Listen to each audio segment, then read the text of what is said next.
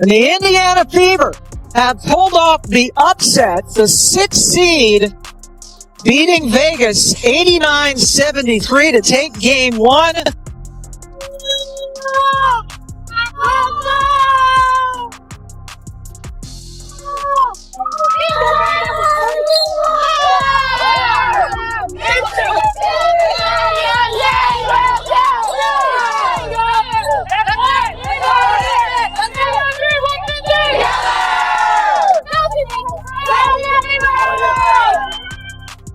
When ESPN counted them out and the oddsmakers barely blinked, the Indiana Fever were expected to fold. With 6 players sidelined, including their franchise star, the narrative was clear: this would be a routine blowout. The Las Vegas Aces, reigning champions, were ready to celebrate another MVP moment.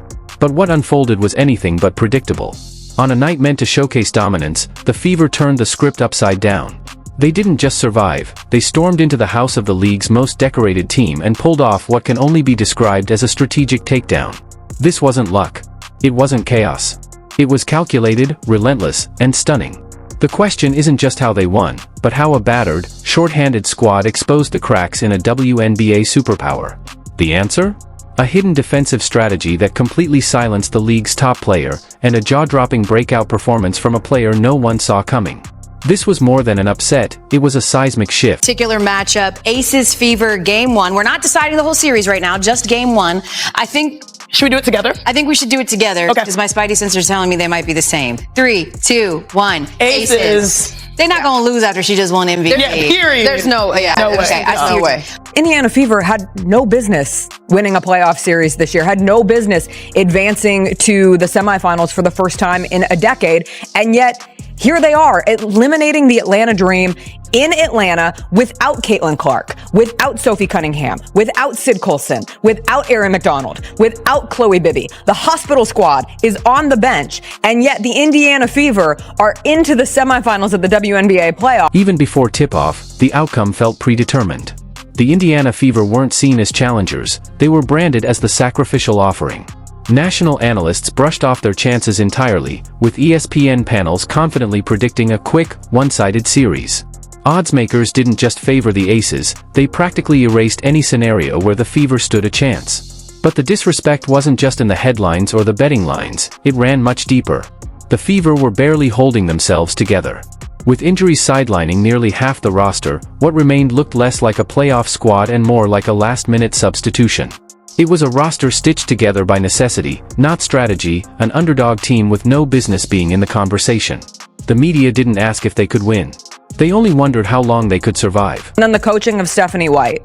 She is working with a 9-woman rotation, and 5 of those players did not even touch the court the last time the Fever played the Dream during the regular season, and 3 of those players weren't even on the team. I cannot say it enough. The Indiana Fever should not be here. They continue to be here. They battle. They're resilient. It's wildly impressive. Caitlin Clark wore the black Air Force Ones again. They had one of those forces lifted in the air like a beacon of hope, and now they'll face... The Indiana Fever's injury list read more like a disaster report.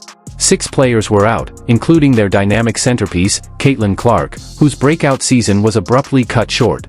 Alongside her, vital contributors like Sophie Cunningham, Sydney Colson, and Ari McDonald were all sidelined with season-ending injuries. This wasn't a depleted team, it was a roster stripped to the bone. On paper, they weren't just underdogs, they were practically disqualified. Every metric, every matchup, every analytic said the same thing: they had no chance. Most teams in their condition would have collapsed under the weight of expectations, or lack thereof. Instead, the Fever showed up with what little they had, running on grit, urgency, and sheer willpower. In the eyes of many, simply keeping the score respectable would have been a win in itself. No one expected them to stand toe-to-toe with a powerhouse. And yet, that's exactly what they did. You actually just referenced it twice. It is Indiana. Dropped 2 of the 3 games to them this year, but you haven't seen them since late July. What excites you about that matchup? That they haven't seen the real Aces yet. They caught us when we were at a bit in turmoil. Not only that, they whooped us one of those stretches. So, you know what? We'll buckle in, hone in where we can, and take care of business. First semifinal appearance. Just what's your emotional state right now? Normal, I think. It's practice. trying to prepare like anybody else would, like any other day. But keep the main thing. That's all you can do. Now picture the scene in Las Vegas. The lights were bright, the energy electric, and the atmosphere thick with anticipation. Championship banners swayed above the court like reminders of dominance, and the crowd had gathered not just for a game, but for a celebration. This wasn't just another night on the schedule. It was a carefully staged moment of glory. At center court stood Aya Wilson, accepting her 4th WNBA MVP award, a historic milestone that solidified her place among the league's all-time greats. The ceremony was more than a tribute, it was a coronation, the latest chapter in a dynasty's reign. The Aces weren't just expected to win, they were expected to put on a show. And the Indiana Fever? They weren't part of the story. They were written in as mere scenery, extras cast in someone else's spotlight. This night was supposed to belong to Wilson. But what followed shattered that script entirely.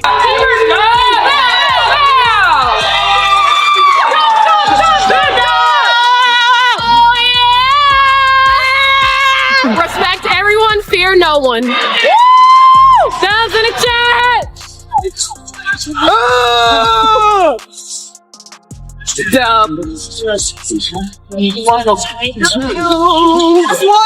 That's big time. That's big time. Tell your younger self. Yeah. How would you explain to her to make sure that you give yourself grace and give you the flowers that you so willingly deserve? Ooh, I think the best thing I could have done was, I had a list. I had a long list. I wrote down a list of all the times I could have quit, been a pro, playing with the Indiana Fever. I wrote down all the people that wrote me off. I wrote it down on a list. I wrote down all the coaches that didn't want me around. I wrote down all the media outlets that didn't want to talk to me. I think that within itself is like, you gotta tell your younger self not to give up on you, because there's been a lot of times I could have given up when I know a lot of people that talk to me now wasn't talking to me, and I know what it was like when they wasn't. So that part is big for me. They were barely a footnote, unseen, unspoken, and expected to quietly play the role assigned to them in someone else's story. As the spotlight beamed down on the MVP stage and the crowd roared in tribute, the Indiana Fever stood in the shadows, fully aware of the script being played out around them. But they weren't there to applaud. They absorbed the moment, not with envy, but with intent. While Wilson's trophy sparkled beneath the arena lights, the Fever made a silent decision. If no one was going to write them into the story, they'd steal the pen. What was meant to be a tribute to one player's dominance was about to be rewritten into a statement of defiance, a breakout performance from a team no one wanted to remember, but everyone would be forced to notice. Time keeping the pivot foot alive and going strong side for Wilson. Mitchell this time finds a lane to the basket.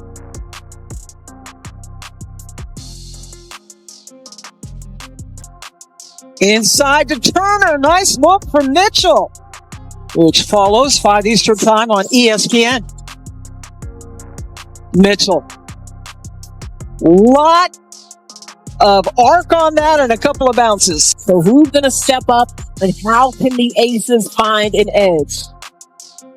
Another good cut to the basket, this time by Turner. The Las Vegas Aces are running out of time because the Indiana Fever making passes with... That's right. Boston. Triple team kicks it out. Kelsey, Mitchell. While the spotlight was locked on the league's newly minted MVP, it was a seasoned and often underappreciated guard who completely flipped the script. Kelsey Mitchell, long known as one of the W's most lethal offensive weapons, stepped onto the court with something to prove, and she made sure everyone got the message. For years, she's been quietly torching defenses, yet somehow remains on the fringe of mainstream stardom. What was hyped as A.J. Wilson's big moment quickly turned into Mitchell's stage. And she didn't just light it up, she carved up the Aces' defense with surgical precision. Step backs, mid-range daggers, deep threes, Mitchell was unstoppable from every inch of the floor.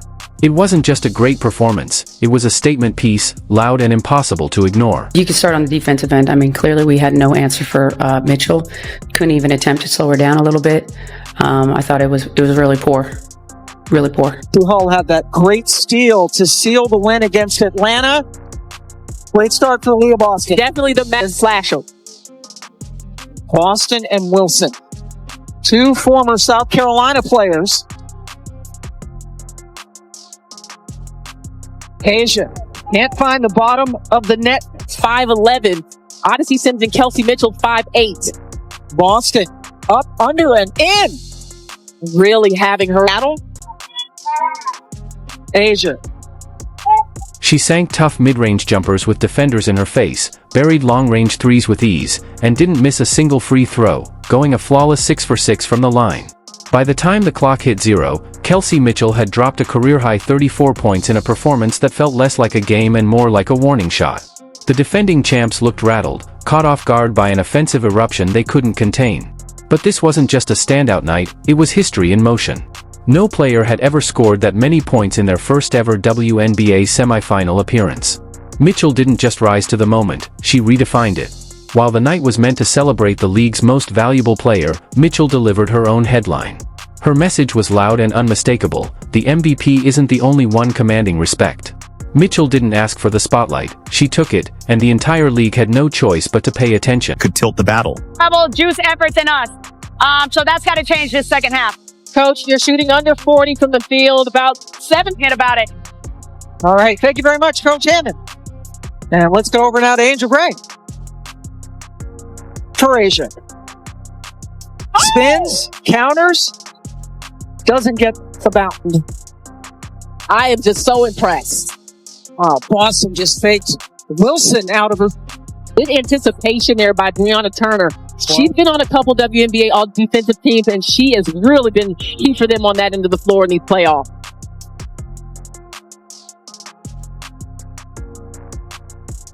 Sims, yet again. That's a tough matchup.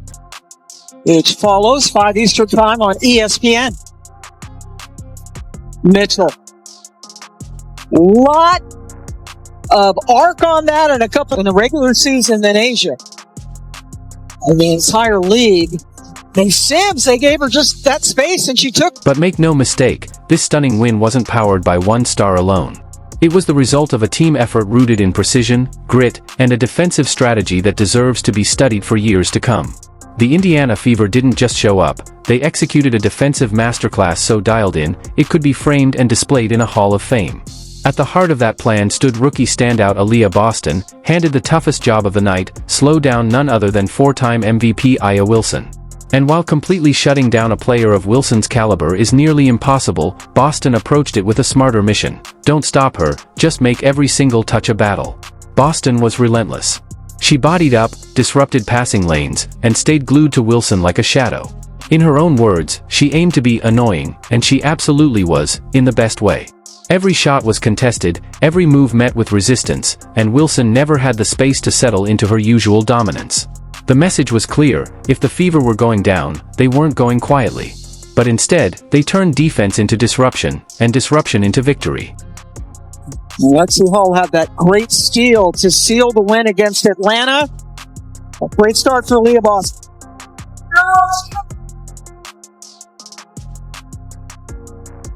Aya Wilson, usually automatic, struggled mightily all night, finishing just 6 of 22 from the field in one of the least efficient outings of her entire playoff career. For a player of her caliber, those numbers were as jarring as they were telling. And it wasn't just Boston causing problems.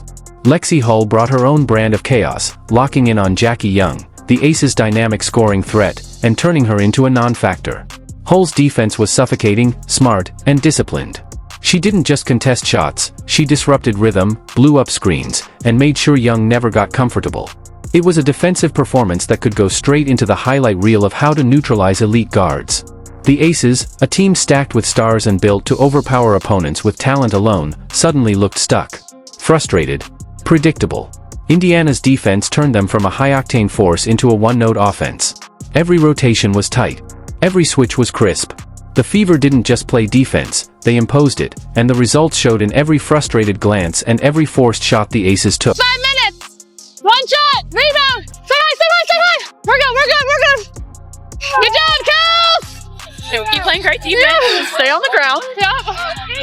Switch!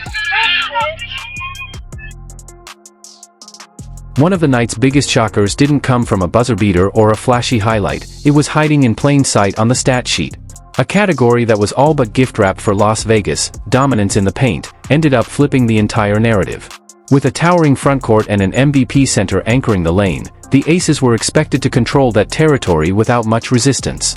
But what actually unfolded was a masterclass in grit and disruption from the Indiana Fever. Despite being outsized on paper, the Fever refused to play small. They hit the interior with relentless energy, led by aggressive drives from Odyssey Sims and the veteran presence of Natasha Howard. These weren't just routine penetrations, they were calculated attacks that chipped away at the Aces' core. Time and again, they got into the teeth of the defense, drew contact, and turned Las Vegas's strength into a liability. Indiana didn't just survive in the paint, they owned it. And in doing so, they sent a clear message: heart and hustle can outmuscle height and hype.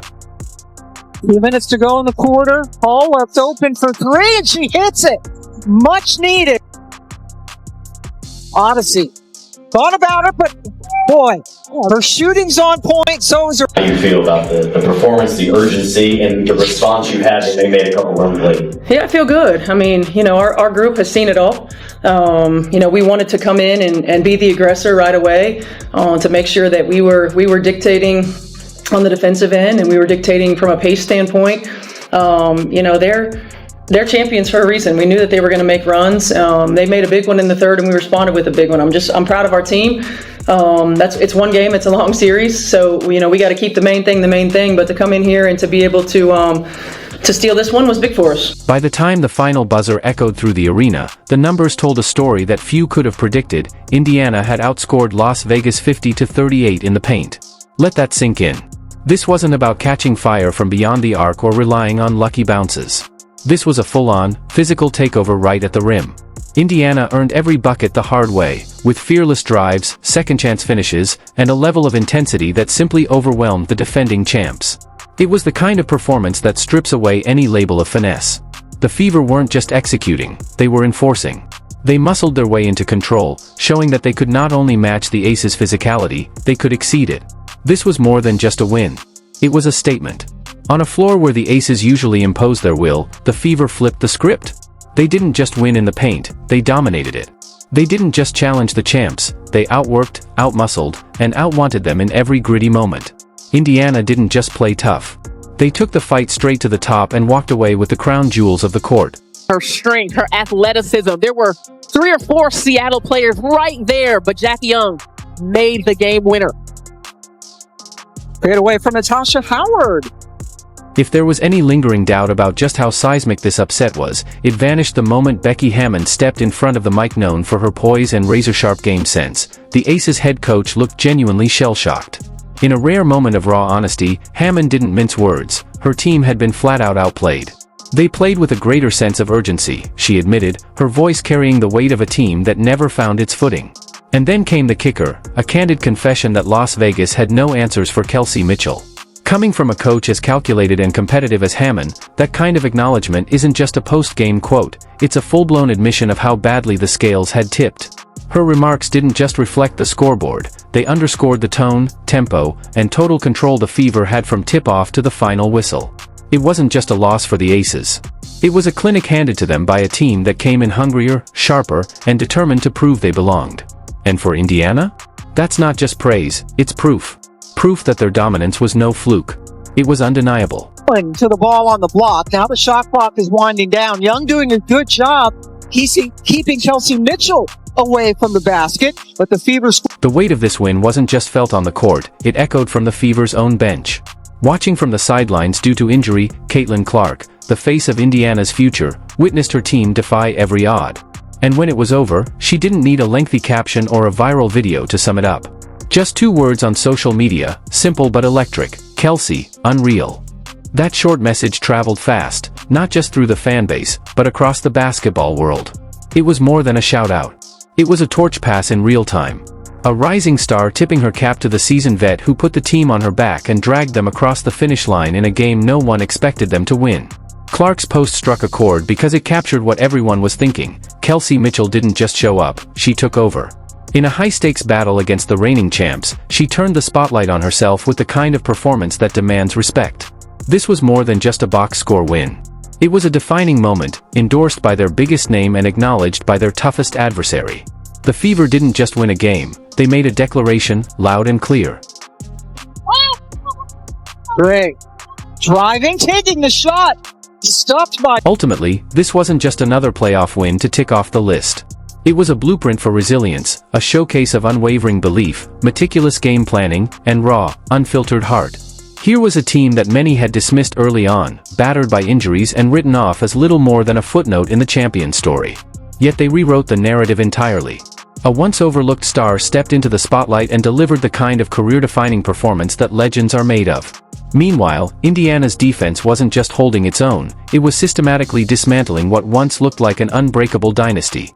The cracks appeared, and the Empire's foundation trembled under pressure. But if this victory was a statement, it was also a warning. The toughest challenges are still ahead. The path forward will demand even more grit, focus, and courage.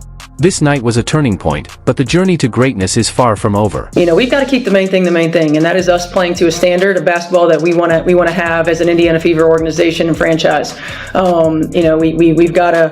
We've got to keep our layers, the outside, the people in our building, and the people in our locker room. And the thing I'm just so proud of with this group is it doesn't matter who's on the floor, it doesn't matter who's on our roster. They give each other the freedom to be themselves. They empower one another to be themselves and to be the best version of themselves. And every time we've had a change, every time we've brought someone in, every time we've had rotational changes, they're for each other. They live the we over the me. And when you have that, it just gives you opportunities to do really special things. One victory might be chalked up to luck, a fortunate shot that catches even the best off guard. But 2 wins? That's no accident. That's a pattern forming. The Aces now find themselves backed into a corner, bruised and embarrassed, and there's no doubt they'll come back swinging with everything they've got. The conversation has shifted. It's no longer about whether the Fever can pull off a single stunning upset. The real question is this: can this gritty, determined group of underdogs ride the momentum, keep the fire burning, and carve out a legendary march all the way to the finals? What we witnessed was just the opening chapter. The true test, the real battle, starts now.